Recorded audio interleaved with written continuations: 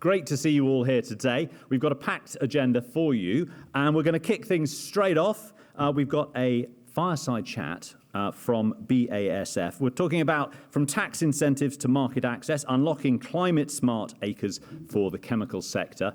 And to take us through this session, I'm delighted to welcome Dr. Jessica Monserrate, who is the Head of Sustainability North America, BASF. Jessica, please.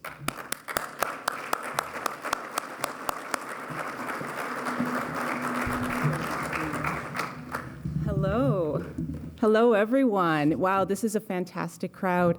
Thank you so much to the organizers, Paul, Leo, and Jade. You guys have done a phenomenal job. I know there are many more of you in the background.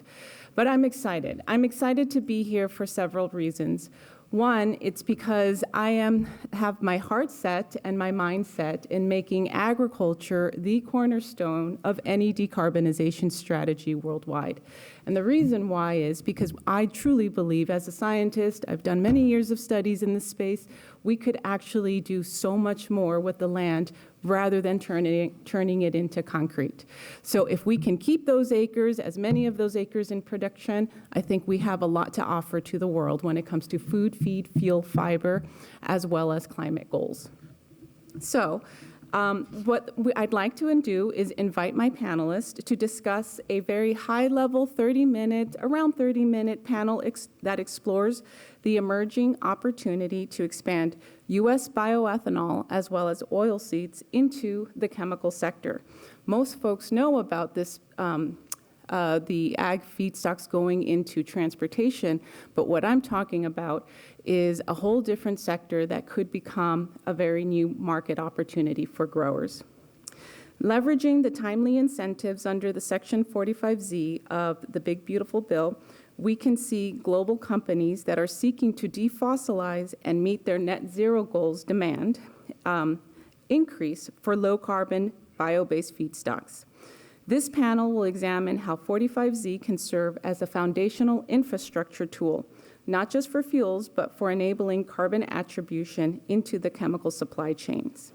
These panelists will discuss how farmer practices can be recognized in greenhouse gas accounting, creating new value streams and supporting Scope 3 and product carbon footprint claims. While chain of custody is essential, you will hear about two different methods, mass balance and book and claim. We won't go too deep into those details because we don't have that much time, but I do welcome a conversation with any of the panelists to really understand what values and what merits each one have to offer. However, we do need to know that it will require a cross-sector support, which is grower groups, industry, as well as policymakers and academics, to ensure that we get the proper standards, certifications, the regulated space across the world, all in harmony and synchrony, that will recognize what goes on in North America for these different opportunities and value chains. So with that, I would love to invite our esteemed panelist, Johanne Wilson, if you don't mind coming to the stage. You can go ahead and sit there and grab a microphone. Johanne Wilson is a project manager, CO2 management and strategy at BASF Corporation. She has been with BASF for 19 years, working in marketing and business development and purchasing roles. Second is Harley Jensen. Thank you. And I think you can go ahead and get a microphone. Harley Jensen is the Director of Output and Measurements at National Corn Growers Association. His work supports NCGA's mission to advance sustainable agriculture. And third is Dr. Stefan Mueller. He is joining us virtually since he just flew in from Europe, and he was kind enough to be on this call with us. So thank you so much, Stefan, for taking time with us. Stefan is Vice Chair, ISCC Board, and Principal Economist of at the Energy Resource Center at the University of Illinois, Chicago. Dr. Mueller is a leading expert in life cycle emissions analysis and a sustainability certification at the University of Illinois, Chicago, and serves as Vice Chair of the ISCC Board. Thank you all. So I'm going to walk over and take it over from here.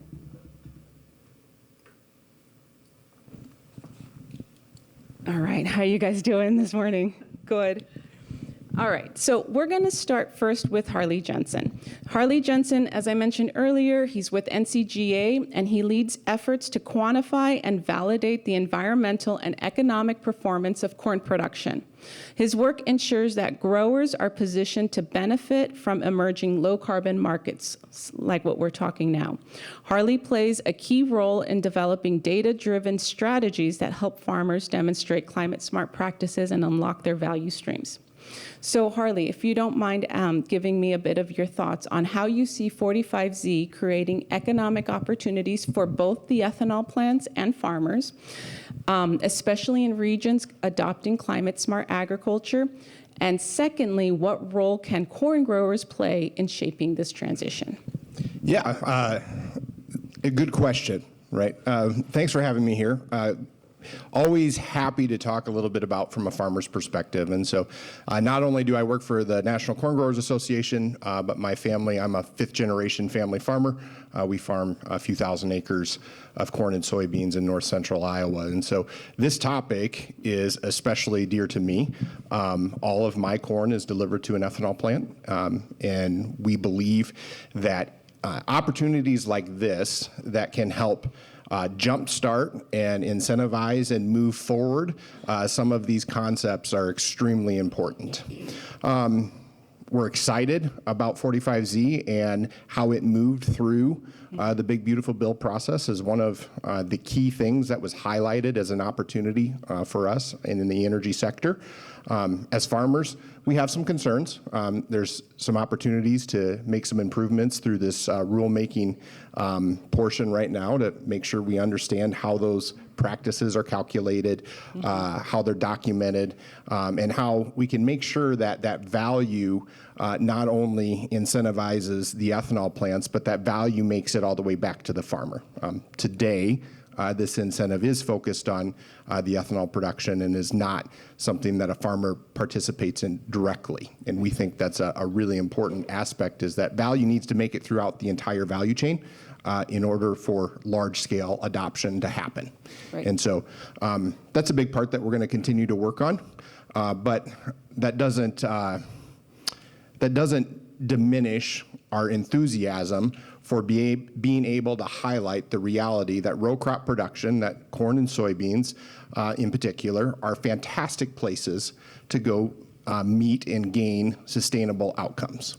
And we think that we can use this incentive, this opportunity, to really springboard into many other things where we can help people understand the attributes, the environmental attributes that we're able to achieve in our row crop production, can make it through the value chain and can be delivered to downstream customers.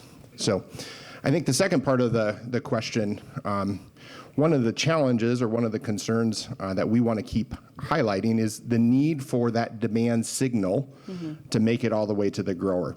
And so one of the things that I highlight often, just as a farmer, we just finished delivering our 2024 crop. So we're just getting full closure on what our P&L looks like for 2024 as we've got everything delivered. We're in the middle of growing 2025, not exactly sure what our full production is going to be and how that P&L is going to shake out. And we've already started purchasing inputs for 2026, and we've made some, and making sales, some option sales, futures option sales, and we've made an option sale in 2027.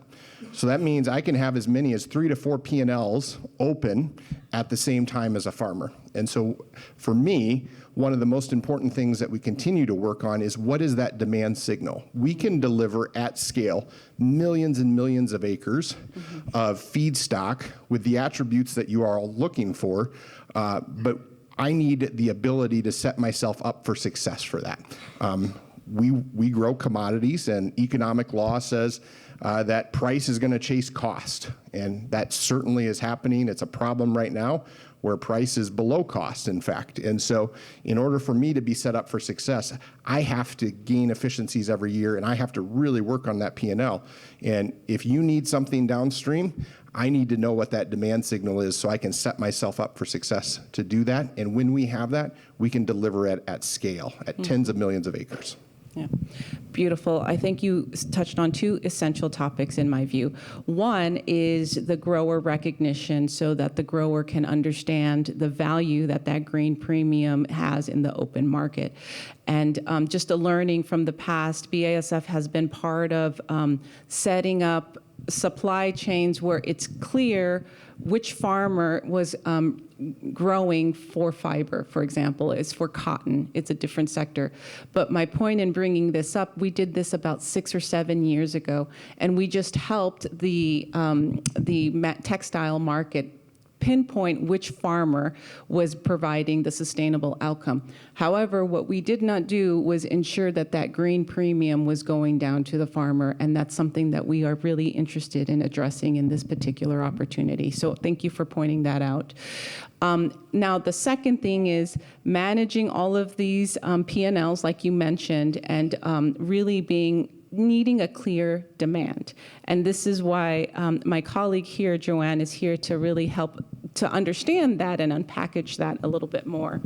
So, Johanne, your work at BASF centers on implementing circular feedstocks and collaborating across the value chain to bring sustainable solutions to market. As chemical companies increasingly look to decarbonize, they're becoming a new source of demand for low-carbon feedstocks like bioethanol. Can you share an example from BASF where customer demand for lower carbon products have directly influenced feedstock strategy? Sure. Thanks, and thanks for having me here. It's really nice to be here, my first time in Nebraska, so that's great.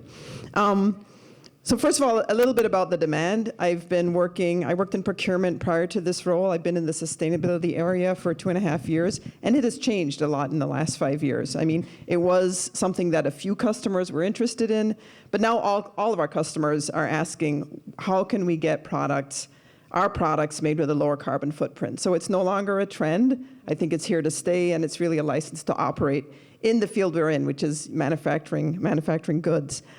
So to produce or to sell those lower carbon footprint products, there are really 3 levers we can play. The first is cleaner energy. The second would be, reducing waste. And again, this is probably everything that everyone's looking at. But the larger lever that we can pull is actually buying products with lower carbon footprint. It's also known as Scope 3.1 if you look at the carbon intensity. And that's where we're focused on. So BASF, first of all, we've changed the focus of our purchasing or reorganized our purchasing so that we can focus on lower carbon footprint inputs. I work for the group that buys the petrochemicals right at the beginning of the value chain. So I've been looking at biocircular and circular products that can basically replace the fossil fuels. So that's a big change for BASF, but it is a big focus.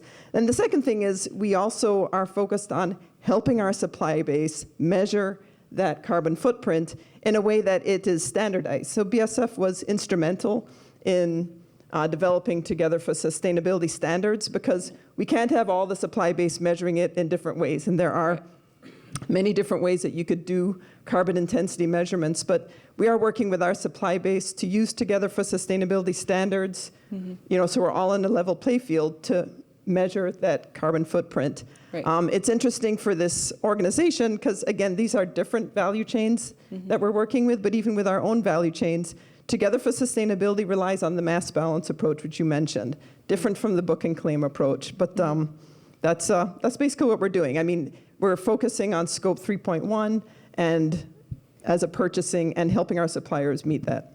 Right, right. Thank you for that. So, Dr. Mueller, Dr. Stefan Mueller brings a unique perspective to this conversation, combining deep academic expertise in life cycle emissions analysis with hands-on experience shaping global sustainability standards. He is helping define how carbon intensity is measured and rewarded in international markets. So, Dr. Mueller, we heard from Harley that growers need transparency, and we heard from Johanne that product carbon footprint is important to the chemical sector. With your work on CSA registry, this may help expand access for growers to participate in low-carbon markets. Can you describe it and what key goals this registry offers across certification, data, and policy to ensure that market demand for low carbon intensity grain continues to grow in ways that support and empowers growers? Yeah, thank you very much for having me. I certainly can understand me well. Yeah, so we have obviously partly talked about 45Z, but we also have the Japan biofuels policy where current ethanol plants in the United States export. We got the Renewable Energy Directive that is served by ethanol from the US, emerging CORSIA. We have state SAF incentives. The Illinois is developing LCFS. We got SBTI and product carbon footprint. So we've got a lot of different opportunities here to market fuel and products from corn, soy, and from production agriculture. The goal is obviously to include a large set, the most set of growers we can include and create opportunities for a large set of growers. And that means that we have to understand all those different policies, the sustainability requirements, very, very carefully, very well. We have to understand them and then see if we can adjust some of those policies to include either book and claim components or adjust them to enable an existing mass balance system to be fed from a registry, so that we have centralized registries that can serve most of the markets that I just mentioned, the most of the existing markets that I just mentioned, as well as new markets as they are being developed. But again, the goal is to include the largest set of growers in these efforts, regardless of their geography. Mm-hmm. I think, yeah, that's a very important point here, because as you can think about or imagine the market demand from both transportation and chemicals, those volumes, those acres can be significant. It's a huge amount. So really making sure that we're harnessing that information, we're capturing it, and pushing it through an infrastructure that's also needing to change and adjust. So there's a lot of change and complexity going on, which is why it's, again, essential for industry to work with grower groups and policymakers. But let's kind of go back from and get a view from the grower. So Harley, back to you. What are foundational elements that we need to get right here in order to get as many acres as possible feeding into these two different large sectors? I'm wondering, how can we as an industry be better at building trust and scale demand for these, as we scale demand for these low carbon intensity grains, and make it as more of a joint effort? Yeah, good question. And one of the things that I think we work on and struggle and wrestle with every day is we want to make sure that our customers, downstream consumers, have trust that what we're doing is reality, right? That there's not concern for greenwashing or that what we're doing isn't actually happening. And so a few things that from an NCGA perspective that we're continuing to drive is just that Dr. Mueller mentioned it, is that harmonization of registries and making sure that we have alignment between the various registries. And as growers, we can work within whatever chain of custody model is necessary for the downstream, whether that attribute needs to stay with the kernel of corn because of bioinclusivity and because of a mass balance, or as Dr. Mueller said, in other spaces where it makes sense for us to not use fuel to transport fuel. And a book and claim model helps us do that, and we think that's extremely important. So registry harmonization is really important to us. We also want to see continued improvement in life cycle harmonization and improving the base data that many of these life cycle models point at, and even moving it from maybe state and county level data sets to actually using the primary data that we all have as farmers. So those as planted and as applied and harvest data sets that we're doing every day because of the application of precision technology that we all do. The more that we infuse that, the more accurate it is for you to make the claims that you need to make. Right. And the more value that we can return back to the grower because of that improvement in data set. And so those are a couple of the areas that we have a lot of focus on continuing to drive this industry forward and to build trust not only amongst growers to deploy the practice and have that demand signal, but also trust to our customers downstream. Yeah, I think that's really helpful to hear. So Dr. Mueller, kind of going back to you, what about the small to mid-sized growers? How can we make sure that this registry, this low-carbon market, this opportunity is accessible to all? I see that you're doing a significant amount of grower advocacy in your intent to really open up this registry. Give us a little bit more view on how this registry really helps support growers from all different sizes.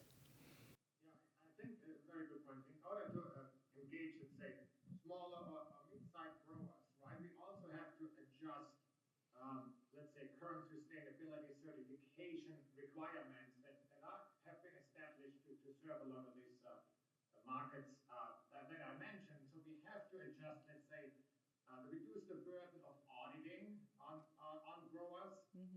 That includes individual audits, but also potential audits by different schemes, right?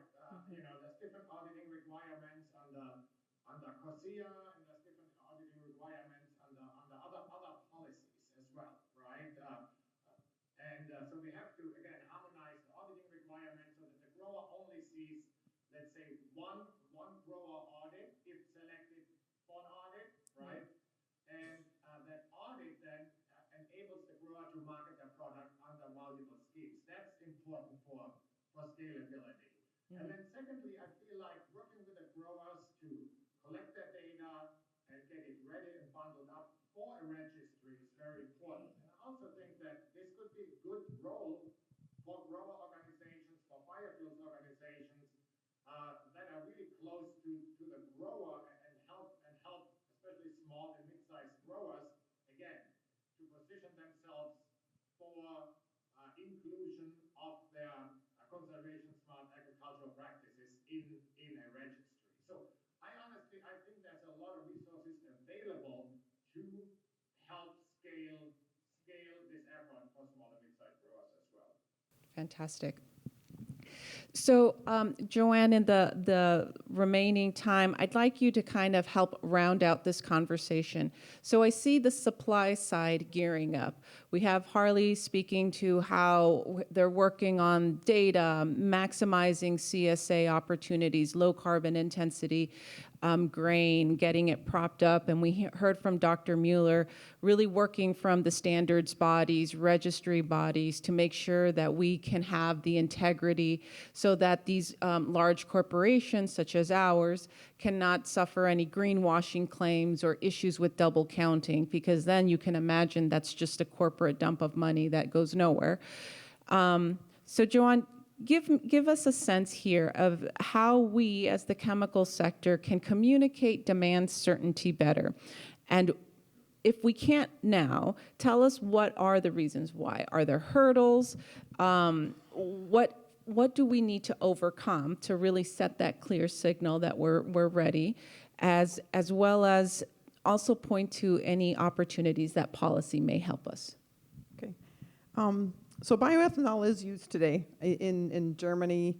In Europe, it's used to make methacrylates, for example. But the bigger opportunity for ethanol is for ethylene and propylene. These are the building blocks for a lot of the chemicals we use. It's the packaging, it's the polypropylene bottle, it's the detergent that goes into the bottle, right? These come from propylene and ethylene. And to convert ethanol to these olefins is a known process, but it requires a huge investment. And when you see those investments getting in place, that's your signal, right? Right now, those investments are happening in places other than the United States. It's happening in Japan, it's happening in Brazil, right? It's happening with different crops. But like I said, that's going to be the signal, because it's going to be several years into the making as well. But to your point, there are hurdles. There are reasons why we're not making that investment right now. I mean, every investment has other competing places you could put your money, and it's basically the business case. We need, for the petrochemical industry, when I'm looking at feedstock, even a very small amount, I'm competing with the transportation sector. I'm competing with the fuels. And there are policies in place that make it a lot more advantageous for them to use it than for me. So we really need some more parity there. Policy definitely can work, advocacy, but that's something we should, if we want ethanol to go into chemicals, then we need to have similar policies. So that's the first thing. We need a business case. The second thing, actually, it looks like we're working on, which is this transparency, this trust, right? For, the products need to be certified. They need to follow a standard certification. They need, and those certifying bodies show the transparency. They show that it's mass balance, use the standards that we've already established and are using for sustainable attributes, tracking it. We've been using them for several years. It's growing. But if this supply chain can tap into those standards and use those same existing standards, and I think we're halfway there. So that's very good. That is good news. There's still a lot more work to be done with the standards bodies, that's for sure. But I think these are fantastic opportunities for us to collaborate once again with the clear intention of building more of a dependency on agricultural feedstocks because it's a known quantity. The carbon savings will be clear. There's a nice infrastructure and change. So I think that just this morning I was having a conversation. It was said that the iron is hot, and it's true. The iron is hot right now for us to really think about how agriculture can really be that nice alternative to fossil. So basically, to kind of conclude this, I did want to state one more thing that was that Johanne, that you had mentioned a little while ago, and that is that market signal. That market signal will come with policy, and there are some trade associations out there. I'd like to just kind of seed some of those trade associations with this thought. If we had a chemical standard similar to the renewable fuel standard, that would be kind of a neat deal, or some sort of chemical incentive so that parity could be made. Because right now it's a higher wall or a higher price point to crawl up as a chemical person who is seeking to really procure, and it's not quite there for the chemical sector yet. So I just wanted to see that. But in conclusion, first of all, thank you so much for your time and attention. This is clearly very hot and pressing in a lot of our minds, and we think that this would help support the grower needs that we're facing, especially nowadays, with stockpiles of grain just not moving anywhere. But in today's conversation, we've spotlighted the convergence of policy, market demand, and sustainability goals, frankly, and how these are reshaping the future for both bioethanol, and you can throw in renewable diesel into that, or biodiesel. And something, I'll throw in another word, bio-naphtha is something else that is super important for the chemical sector. And bio-naphtha is a co-product of sustainable aviation fuel. So again, lots of nice synergies of infrastructure that's already in place that can all become dependent on agriculture. It's just quite a lovely story just waiting to unfold. However, Section 45Z is creating real momentum because it was the first time that it was actually described by legislation that the decision the farmer makes is important. And that decision the farmer makes is pretty important when it comes to the actual potential of carbon reductions and incorporating it into soil and soil resiliency. So these are kind of the mechanisms that we're trying to nurture. However, it is critical to understand the chemical value chain. The chemical value chain is quite different in some respects than the transportation, so we have to adhere to certain standard bodies. And so making sure that we're open to different chains of custody.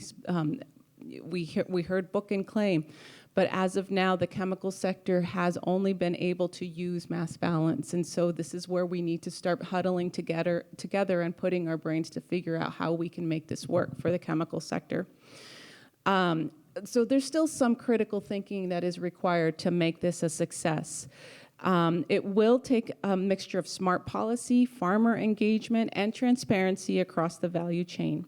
What's most important is continued conversation and collaboration. This won't be easy, but the right partnerships and shared commitment, we can build a bioeconomy that rewards sustainability, empowers growers, and delivers real climate impact. And with that, I'd like to thank you all for your attention.